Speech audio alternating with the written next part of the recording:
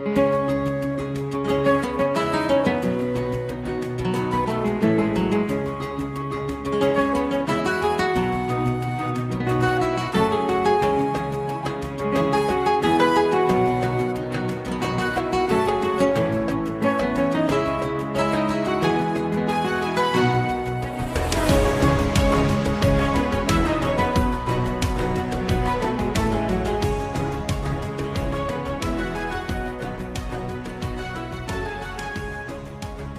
and welcome to A Slice of Medieval. We have an extra special episode today. It's a summer reading recommendations episode. After our regular recording sessions over the last few months, we've been asking our guests if they could recommend one fiction and one non-fiction book that they have recently enjoyed. And we have compiled it for you today. We will see how it goes. If this goes well, then we will do another one in time for Christmas reading recommendations. So do let us know what you think. First up, we have historian Dr. Ian Mortimer and best-selling historical fiction novelist Elizabeth Chadwick telling us their choices. The problem for me is the reading recently bit. I mean, you've got me here in my study, and I live surrounded by books. I work all the time. I'm not doing something more interesting. So I'm pretty much working all the time. And therefore, I don't read a book from cover to cover. Mm-hmm. In fact, the last novel I read from cover to cover was my own one, The Outcasts of Time, when I read through the proofs for it. That was in 2017. I haven't read a novel since then. And probably the next novel I read will be the next novel I write. Mm. It's because I don't want to read novels. It's just because if I'm currently working on 4 projects at once, I normally work sort of between 10 and 16 hours a day. The last thing I want to pick up after I finish a day's work is a book. I'm far more likely to pick up a glass, I have to say. I know what you mean. So I don't actually have a ready answer to this. So I'm the wrong person really to pick, because my life is so much ingrained in books. I never read one from cover to cover. The last non-fiction book I read from cover to cover, it was really, really good, and I would endorse it, by Matthew Green, and it's called Shadowlands. What I love about it is its integrity. He's a writer who's a well-informed historian going to places that have been abandoned. So Neolithic site in the north of Scotland, or Dunwich in Suffolk, and going to these places and looking at abandoned places and considering their meaning, considering them not just as historic places, but what their meaning is for us now. I normally endorse 2 books a year. I'm sent lots and lots of books by publishers. Will you write a puff line for this? And I like to think that I'll try and encourage people occasionally. I have a rule myself, I'll do 2 a year. In those cases, I do read the book from cover to cover. But with Matthew Green's book, I was really taken with it, and I could see ways in which it could be adapted and changed. So I read through the whole thing, made notes, and basically did an edit for him. And we went through it on the phone together, and we met a couple of times. And I think it's a superb book. And that is, I think, the last non-fiction book I read from cover to cover. So Shadowlands by Matthew Green. There you go. Perfect. Thank you. Now, I know the feeling. I read almost nothing at the moment. I've got a stack of books that I'm supposed to be reading, and I just don't get there. Yeah. If you're a writer, life just gets in the way, because life and writing are so totally wound together that you can't suspend either in order to get and read somebody else's book. Yeah, that's a life of a writer, and it's a privileged position to be in. You can pick up and put down anything you want. With the fiction side of things, I find it very difficult to read historical fiction uncritically. So I can't really enjoy historical fiction because people just don't have enough knowledge to write about the past with any verisimilitude. So that is really impaired. Applied history is becoming my favorite form of historical engagement with other people's writing. So what is the best fiction and the best non-fiction book you've read recently, Elizabeth? The best fiction, this isn't medieval. I tend not to read that much medieval outside of it's my day job, and it's like reading more medieval. And my critic gremlin keeps coming in, and I can't always sit on it. So my best fiction is The Briar Club by Kate Quinn. Now, I really like Kate Quinn as an author. Yeah. And this one's about McCarthyism in the United States. And there's a lodging house where different ladies are lodged, and they all have get-togethers, and there are various things going on which bring McCarthyism into it. Ooh. And it's very, very readable, very enjoyable, very well drawn characters, and really sucks you in.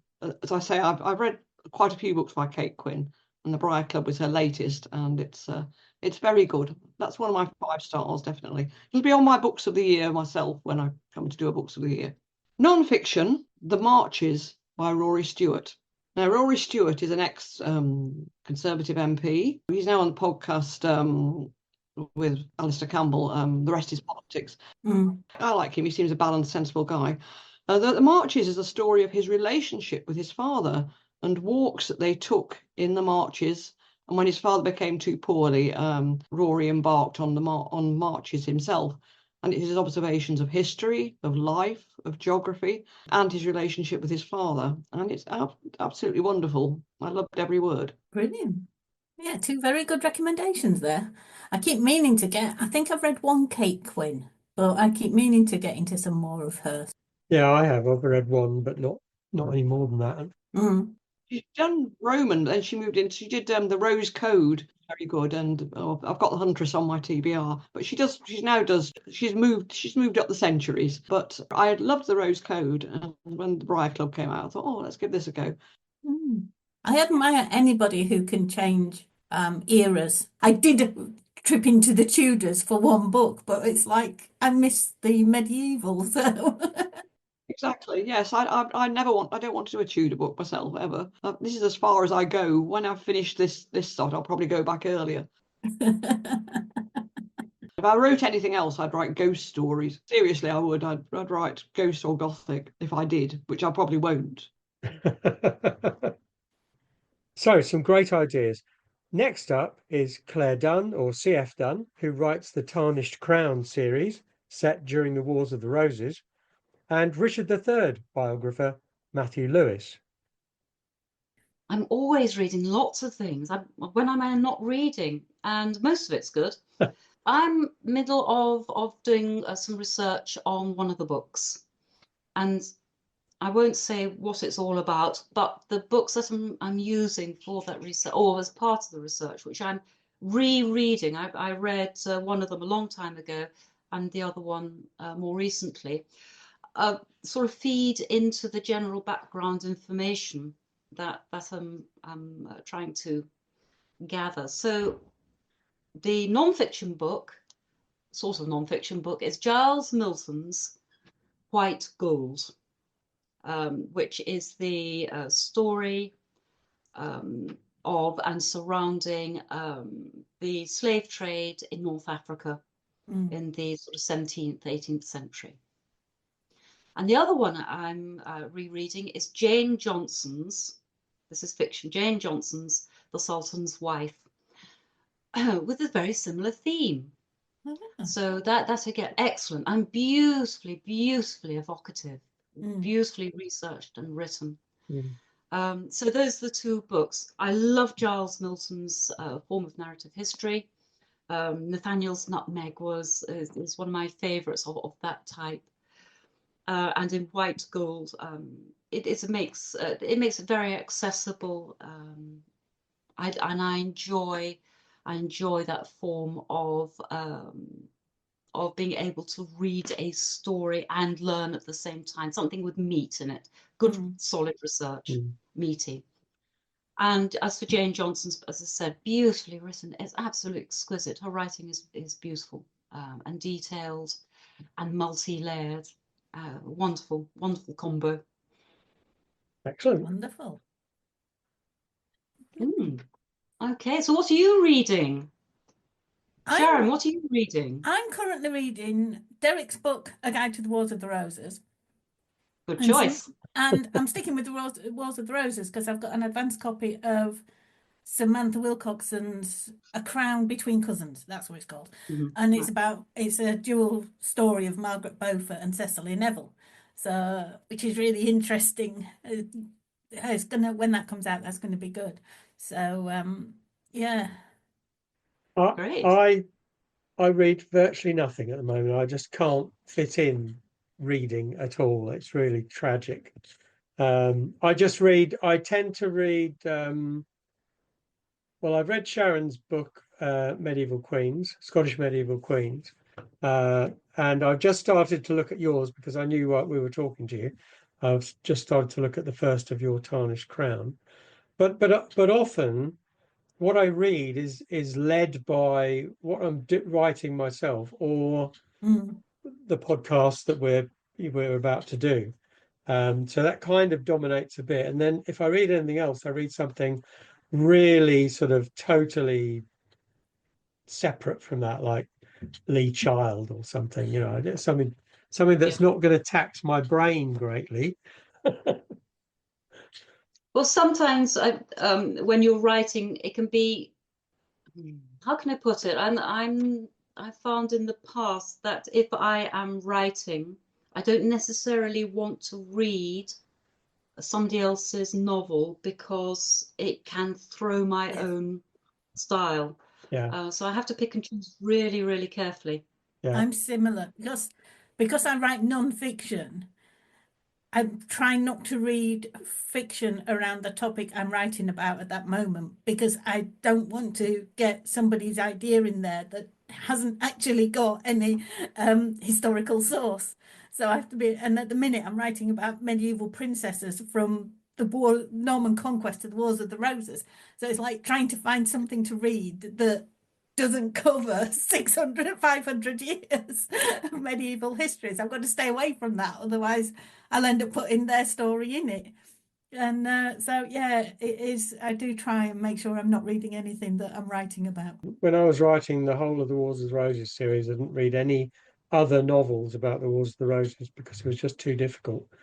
I needed to keep my own stories clear, as it were. Yeah. After that, yes, no problem. But yes, very much so. So, and hence reading White Gould and Sultan's Wife, no problem at all. It's not the same century. Yes. Yeah.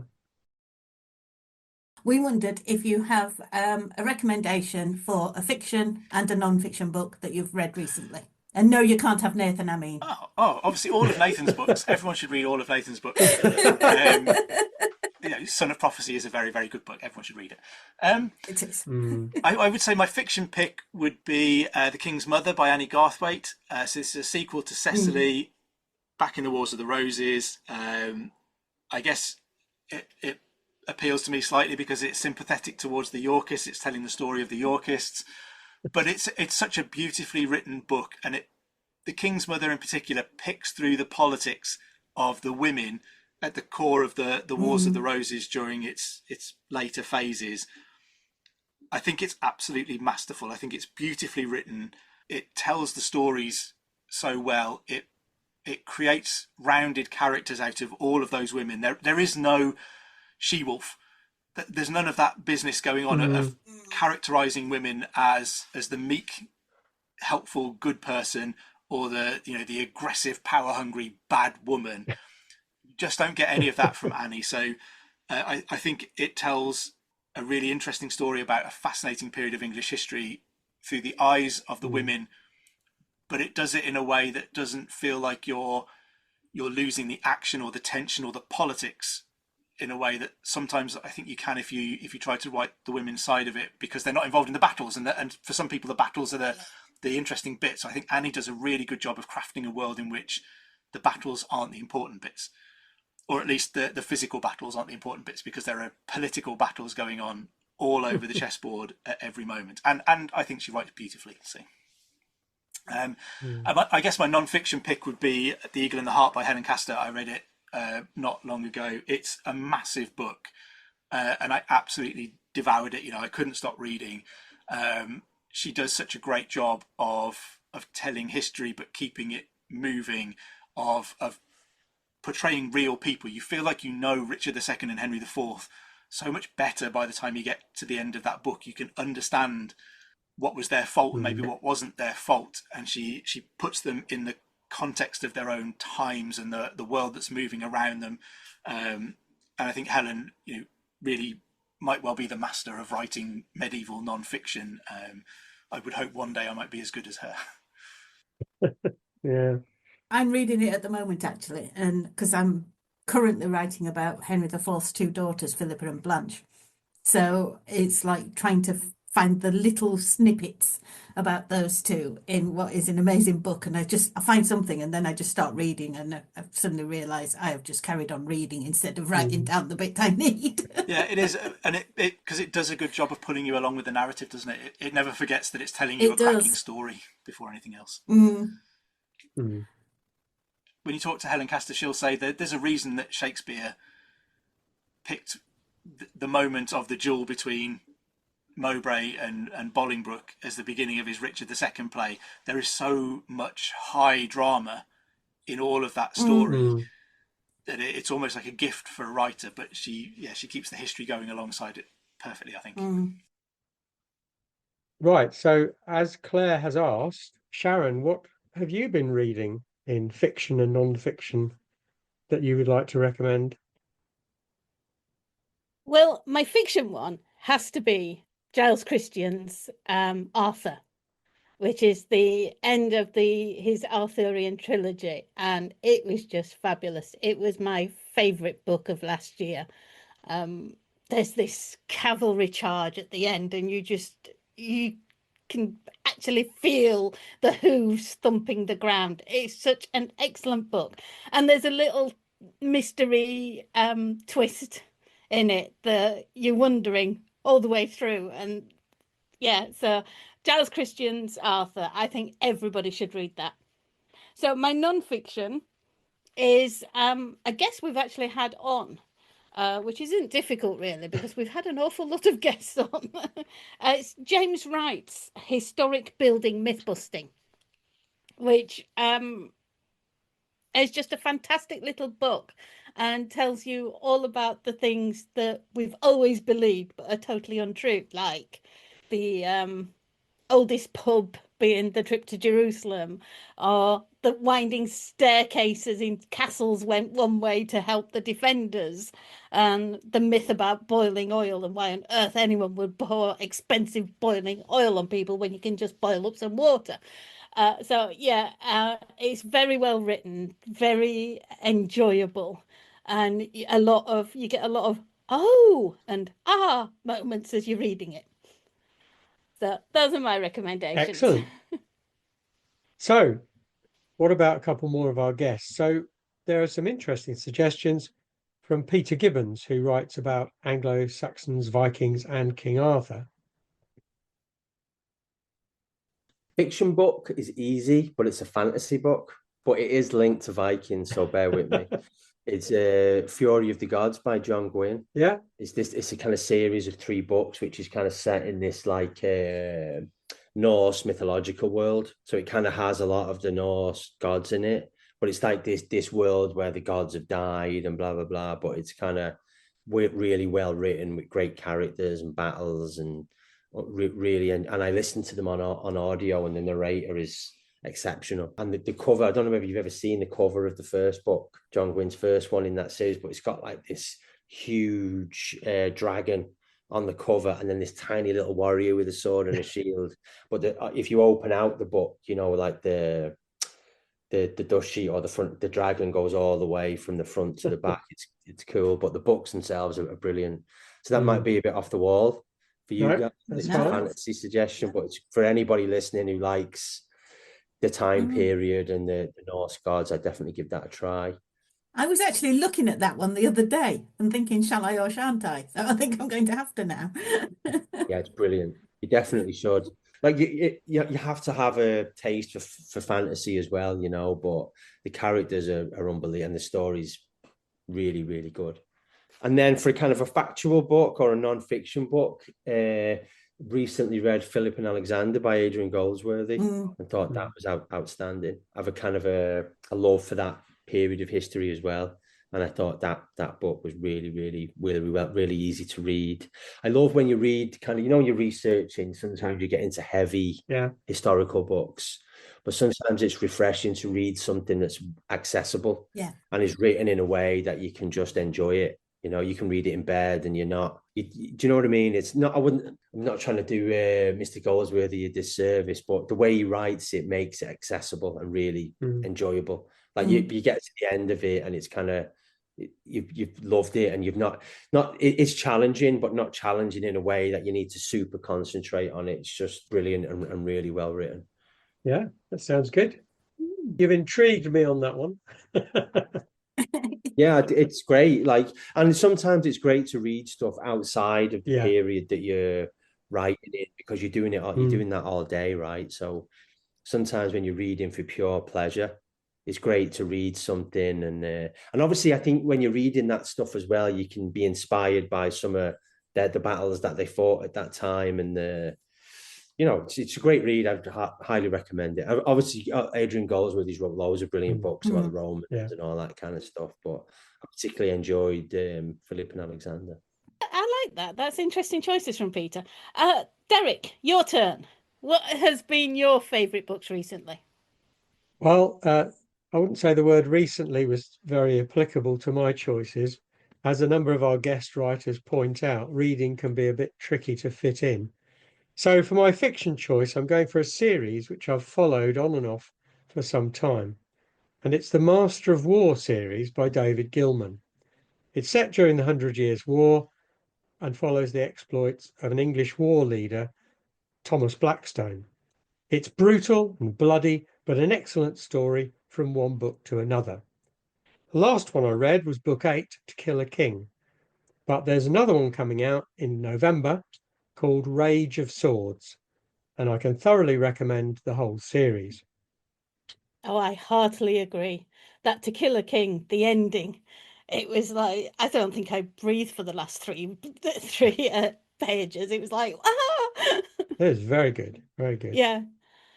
For non-fiction, I'm going for a book I've used when researching 5th century Britain for my fictional Last of the Romans series. It's by Stuart Laycock, and it's called Britannia the Failed State. Now, it's unusual in that it covers Britain from pre-Roman times through the Roman period to beyond the end of Roman Britain into the early medieval period.